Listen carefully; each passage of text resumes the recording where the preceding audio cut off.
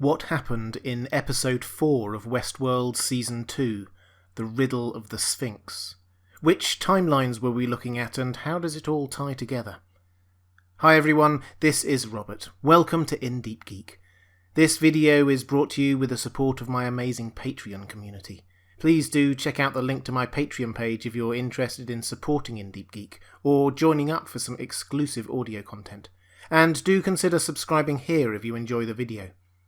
And there will obviously be spoilers here if you're not up to speed with Westworld. After last week's episode focused largely on Dolores, Maeve and introducing the new character of Grace, episode 4 is almost entirely about William, the Man in Black, and Bernard, who are rapidly becoming this season's most important characters for discovering what is really going on. Let's look at the episode in rough chronological order, starting many years ago. We last saw James Delos back at his retirement party in episode 2. He was handing control of the company over to William, and he seemed to be very ill, but hoping that their research work would find a cure somehow. Now we know what happened next. He died.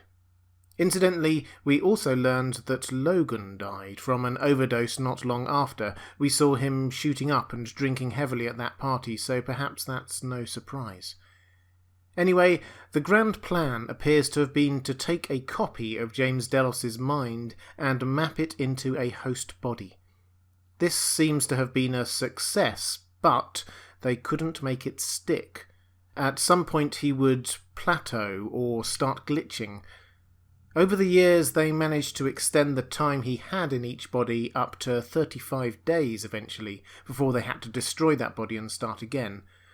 This prompts a huge amount of questions about whether consciousness is being transferred somehow. The answer seems to be no. He seems to have no memory of his previous host lives or of his own death, for example, but his character and personality seem to be there.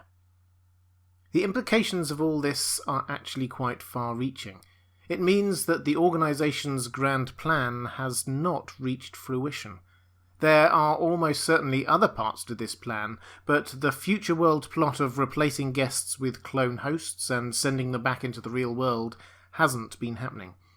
They have clearly been collecting information from guests to allow them to do something like that, but Delos do not currently secretly run the world. Not yet, anyway. Of course, this research failure doesn't mean it's impossible to permanently map a human mind into a host body, or, crucially, that it hasn't already happened. Delos were using Ford and Arnold's technology, and Ford and Arnold were always way ahead of them. So, is there a human-host hybrid already out there? This episode certainly doesn't rule it out, and there are several candidates, but I'll get onto that in a moment. Because just as interesting as the revelation that Delos were trying to map human minds into host bodies, we discover that the man who came up with this plan, William, has now decided that it is not the right thing to do. This seems to be a purely moral decision on his part. He thinks the technology is within grasp, but says that people aren't made to live forever, and that the world is better off without you, James Delos, and possibly without me. So, this is confirmation that the Man in Black we see now is a changed man, or a changing man. He thinks that what he set up when he was a younger man is wrong, and he wants to destroy it. Which brings us to the Man in Black in the park today. He is still playing Ford's new game for him, which brings him and Lawrence to Las Mudas. Now, we should have a quick word about Lawrence here, because he's quite an overlooked character. He shouldn't be. First, because he's the exception to Ford's rule that the Man in Black should complete this game on his own. Ford seems okay with Lawrence tagging along, which is interesting. And second, because partway through this episode, Lawrence reveals that he remembers something of a past life, something that the Man in Black told him. Memories like this are often one of the first stages of a host achieving self-awareness. Lawrence may quietly actually be one of the hosts furthest along this path. But the Man in Black is captured by the Confederados, only for him to kill them all, saving the town. This is, taken in isolation, an heroic act. He comes into town and saves the innocent civilians from the cruel and sadistic gang that's taken control. It's the plot of many a Western movie. And this heroism is pointed out by Ford speaking through Lawrence's daughter.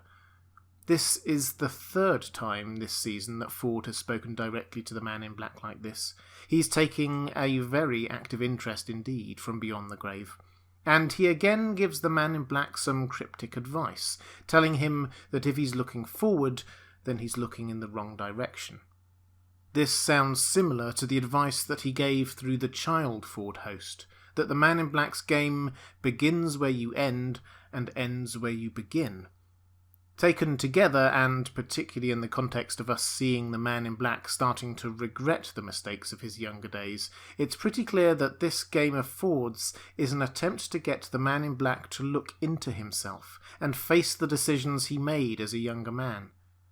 Already we're seeing him being made to relive things we know he did in the past, and choosing to be a better person. For example, in Season 1, we saw him tormenting and killing the barman and Lawrence's family in this very place. This time, he was protecting them and saving them. I'm sure we will see more of him being confronted with his past actions and being given a chance to redeem himself in some way. We should also note the Man in Black's insistence here in talking to Major Craddock that he is death, particularly in the context of the religious imagery that still keeps popping up. The Man in Black may be death, but Dolores is talking about what's on the other side. I think we will come back to this imagery quite heavily in the latter half of the season. The other main element of this episode is Bernard. Bernard is glitching, experiencing different moments in time simultaneously, making his, yet again, quite a confused narrative. But this is what seems to have happened. Some time ago, but presumably not long before the massacre at the end of Season 1, Ford sent Bernard as his most trusted host-retainer to this remote research lab, the same one we see the host James Delos being continually remade and killed in. Incidentally, this is even more evidence that Ford knew exactly what Delos were doing in Westworld, where all their facilities were, and so on. He just let it continue because he had control of the park itself, and any data going in and out of it. Anyway, Bernard was there on a mission from Ford. He was there to print a control unit for another human. That's one of those red ball things that hosts have white versions of as a sort of brain. Bernard did it, then got the drone hosts to kill all the human witnesses, and then themselves. So, as part of Ford's plans, a part we've not yet seen fully, he was apparently wanting to put a human mind into a host's body. But who?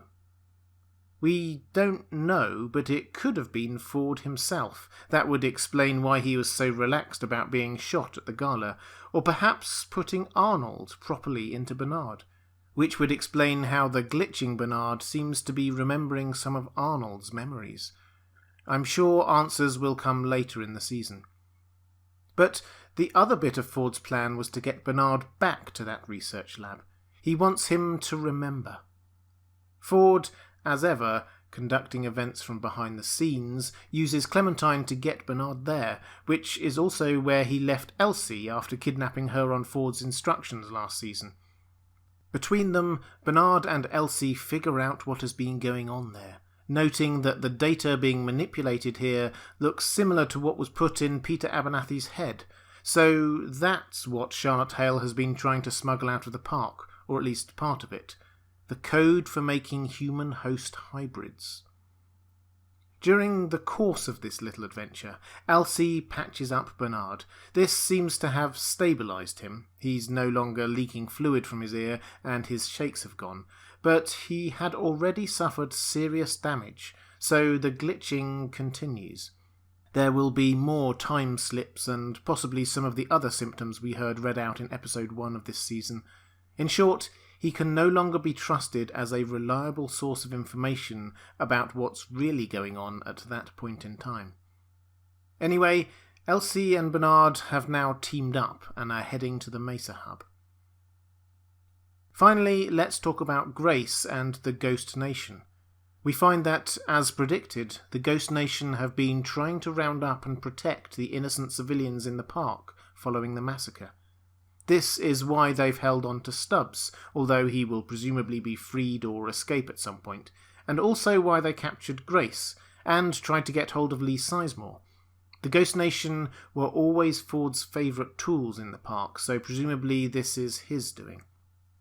Anyway, I've been calling this character Grace in this episode, but the big reveal at the end is that she is actually Emily, William's daughter.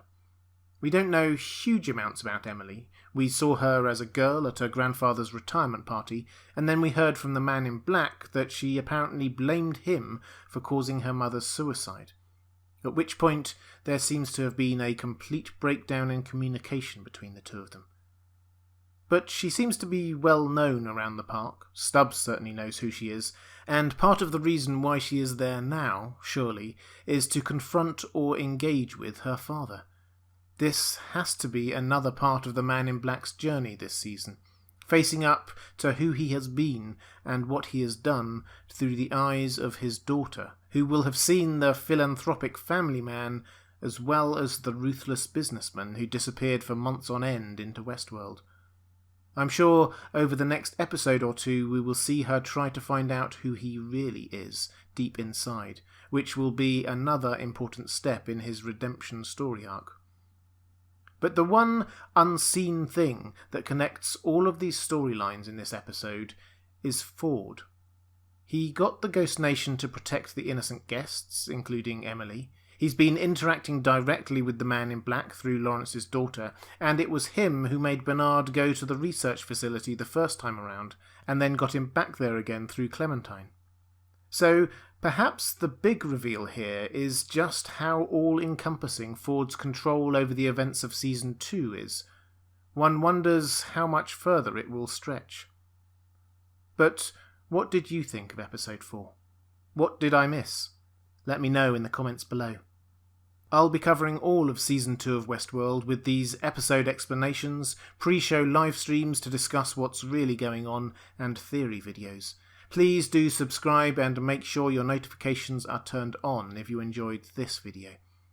As I said, please do also check out my Patreon page if you're interested in supporting me make more videos like this, or if you want to access some exclusive audio content.